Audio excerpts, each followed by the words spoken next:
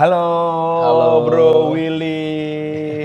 Akhirnya ketemu juga ya. Yes. Aduh, kita mau lanjut soal ngobrol-ngobrol di Edu Talk, Mm-mm. ngobrol soal pendidikan kan, Oke. education talk gitu. Oke, oke. Tapi pendidikan itu kan nggak harus yang serius-serius, yang rumit-rumit. Betul. Kita ada yang santai-santai juga, Mm-mm. yaitu pendidikan tentang kehidupan manusia. Ah, Salah satunya mengambil keputusan yang sulit dalam hidup ah. dan mempertanggungjawabkan keputusan itu. Oke. Nah ini ada relate sama Bro Willy, cuman sebelumnya mungkin bisa perkenalan dulu ke Oke. teman-teman. Oke, sebelum thank you sudah diundang dengan EduTrans, EduTalk ya? Edutrans Edu ya. EduTrans apa EduTalk? Edutrans perusahaannya, Oke. EduTalk itu acara ini. Oke. EduTalk, thank you so much buat undangannya. Nama saya Willy Tan, bekerja sebagai coach and trainer public speaking dan juga content creator. Salam kenal semuanya.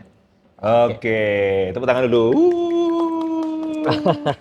BTW, kembali ke topik kita awal, saya itu masih heran loh. Bro Willy kan dulu pernah kerja di perusahaan, Ya, cukup lama. ya. Ah, kemudian beralih kerjaan jadi content creator dan trainer. Iya. Kok berani gitu? Gimana sih prosesnya dan gimana cara pengambilan keputusannya? Oke, jadi basically dulu tuh aku bekerja sebagai sales manager. Oke, Di mana kalau yang namanya sales berhubungan sama target, ya. target itu kan singkatan dari entar-entar kaget. Wah, kaget ya? Karena bingung ya. Kaget ya. Tiap tanggal 15 kita buka laporan, waduh belum achieve nih Iya, ya. iya, iya. Reportnya masih sekian persen. Nah, kurang lebih seperti itu intermezzo aja. Ya. Nah, lalu 2020 COVID masuk Mm-mm. Indonesia. Iya. Tanggal 2 Maret saya ingat. Oke, Nah, oke. karena saya basically itu di tourism industry, jadi terkena dampak. Ah, Ibaratnya saya kehilangan pekerjaan. Namun saya ingat bahwa oke, saya sering bertemu dengan orang, presentasi, dealing, negosiasi. Kenapa enggak saya bagikan ilmu yang saya punya dalam bentuk sosial media atau konten oke. gitu. Kok tiba-tiba langsung sosial media? Ya, karena waktu itu saya ingat di mana orang-orang itu kena banyak yang PHK Betul. ya. Lalu ibaratnya ada yang belum bisa bekerja atau mungkin perusahaannya kena lockdown dan lain sebagainya macamnya. Iya. Saya berpikir kalau misalkan saya bisa manfaatkan waktu saya dengan baik, saya bisa bagikan ilmu di sosial media dan bisa jadi berkat, why not? Gitu. Jadi keputusan untuk beralih profesi itu lebih karena terpaksa atau lebih karena keputusan sendiri? Sebenarnya saya punya kerinduan, lebih tepatnya kerinduan untuk bisa jadi saluran berkat ya Ya. lewat sosial media itu karena saya percaya lewat sosial media itu bisa dilihat banyak orang Iya. dimanapun dia berada. Iya. Nah cuman kok ternyata banyak yang suka, banyak yang follow, banyak yang likes dan banyak juga yang DM saya bilang thank you ya karena kamu aku berhasil di interview dan aku bisa lolos untuk tahap selanjutnya Wow. dan lain sebagainya macamnya itu menjadi sebuah bahan bakar tersendiri, kebahagiaan tersendiri bagi saya. Nah, Media sosial itu bisa jadi saluran berkat, iya. tapi juga bisa jadi saluran maksiat ya. Wah, Tergantung tergantung. tergantung orangnya dan Betul. kamu memilih untuk menjadi saluran berkah. Amin. Ya, Oke. ya. Nah, kemudian ini, kenapa public speaking? Kan public speaking itu general, Ya. termasuk pasar yang saturated kalau orang bilang, dan saingannya juga banyak. Ya. Bahkan top-top coach juga senior, yang lebih senior Iya, maksudnya, iya. itu udah ambil itu. Nggak takut kalah saingan gitu, nggak takut bahwa nggak ada pasarnya. Gimana cara menghandle-nya? Oke, kalau dalam hidup saya percaya bahwa value orang itu unik dan beda-beda. Iya. Mungkin ada yang dia punya tapi saya nggak punya, Iya. tapi ada juga yang saya punya dan dia nggak punya. Iya. Jadi lebih tepatnya kita kolaborasi aja, apa yang kamu nggak punya mungkin bisa aku tambahkan, tapi sebaliknya aku juga butuh belajar dari senior-senior yang ada. Iya. Nah, karena mindset saya, prinsip saya seperti itu, jadi saya nggak khawatir atau nggak worry, dan saya percaya yang namanya berkat ada aja. Tentu yang namanya senior kok dia kan jam terbangnya lebih tinggi daripada Iya. saya ya. Cuma saya percaya bahwa ketika saya belajar sesuatu, saya mempraktekannya dan saya mau terus konsisten untuk belajar terus, pasti yang lama-kelamaan value akan meningkat, kualitas akan meningkat dan why not untuk dicoba. Ini pemikirannya mirip sih sama pemikiran aku sendiri. Ah, Karena saya juga berpikir gini, kan emang trainer banyak ya, Iya. coach juga banyak. Iya. Tapi pasarnya juga banyak gitu. Iya. Pasarnya juga gede. Dan nggak usah khawatir kehabisan pasar, karena ada pasar yang minta ini, ada pasar yang minta ini. Iya. Jadi dengan range harga yang berbeda-beda, dengan kebutuhan yang berbeda-beda, Iya. dan juga tentunya kita tadi, kalau udah jatah rezekinya itu, kita lari pun dikejar gitu kan. Iya. Dan kalau belum rezekinya dikejar pun rezekinya yang lari. Iya, betul. Oke. Nah, kemudian ini saya masih melihat bahwa public speaking itu sering diremehkan juga ya masih. Hmm. Ada beberapa orang yang ngerasa karena kehidupannya emang suka pakai bahasa atau sering ngomong di depan umum, Ya. ngerasa nggak terlalu penting itu public speaking. Contohnya ini ya, mohon maaf nih, Ya. ada beberapa pejabat publik Ya. ataupun bahkan guru atau dosen yang ternyata public speakingnya nggak terlalu bagus, padahal kerjaannya ngomong tiap hari. Gimana dengan fenomena seperti itu? Kenapa ada orang yang kerjaannya ngomong tiap hari tapi public speakingnya masih nggak bagus? Oke, menurut saya kita perlu pisahkan dulu antara profesi dengan kemampuan seseorang dalam berpublic speaking.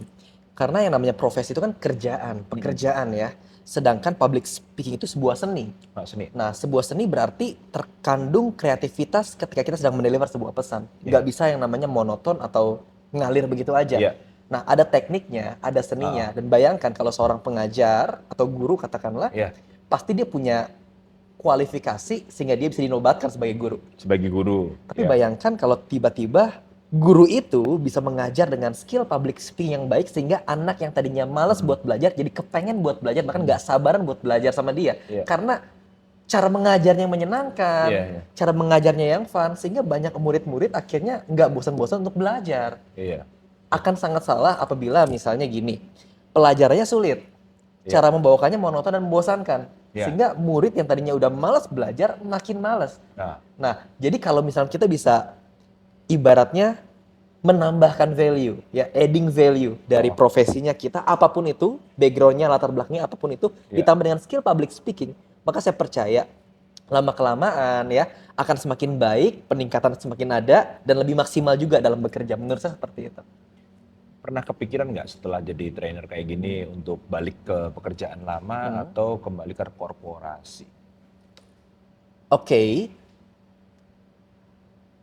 Kalau bicara seperti itu, kalau korporasi ya, nah kebetulan... Atau apapun kembali ke pekerjaan 9 to 5 lah. Oke ya, puji Tuhan, saat ini pun kita sudah ibaratnya berbadan PT. Jadi kita punya lembaga namanya sebagai Bridge entrepreneur berarti kan. Iya. Tapi pengen nggak kembali ke dunia profesional yang ya kayak keinginan orang tua lah ini. Oke. Orang tua pada umumnya ya. Kalau orang tuanya entrepreneur beda lagi, tapi orang tua pada umumnya kamu kerja dong kantoran, berangkat berangkat jam 9 pulang itu jangan jelas gitu loh itu ya. Oke.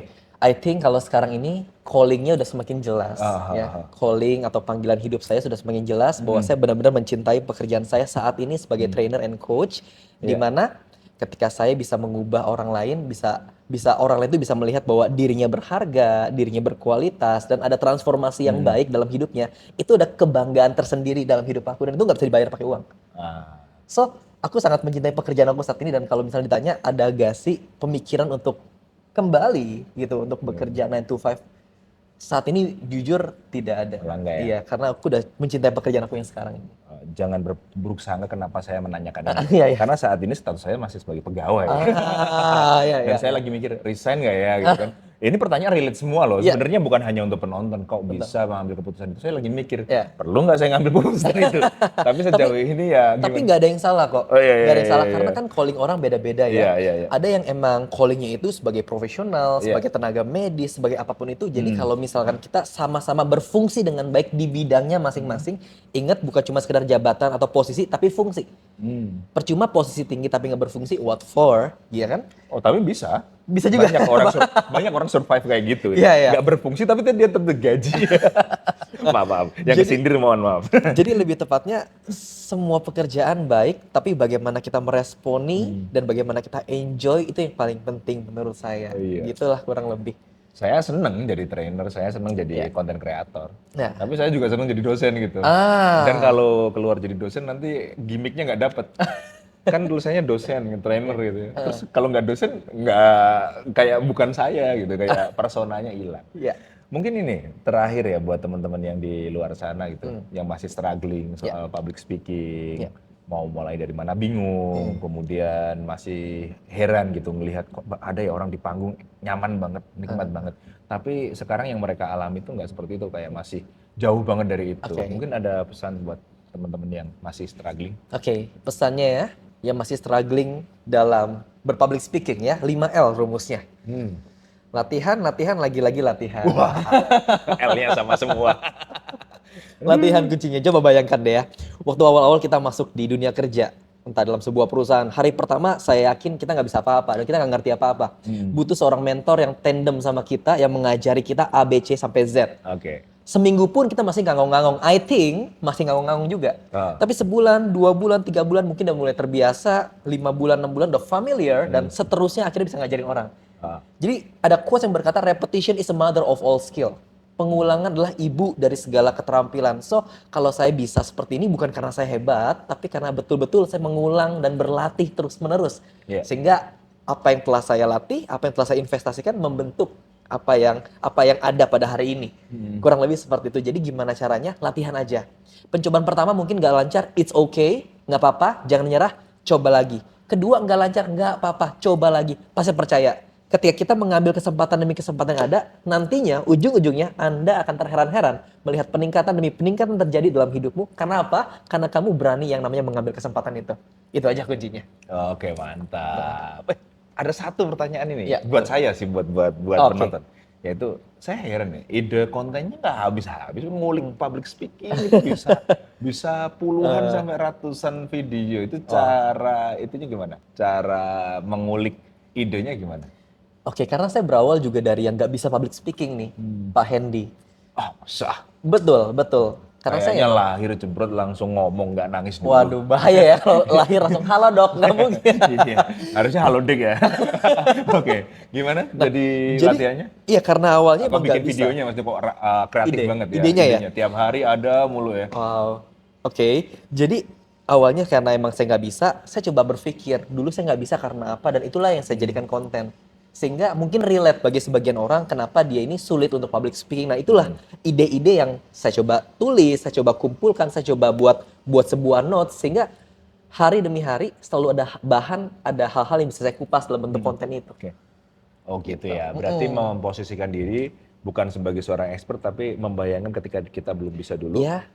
Maunya apa gitu ya. Wah nice, thank you very much ya. Sama-sama. Udah di ujung Edu Talk, makasih banget, semoga bisa ketemu lagi bro. Ya.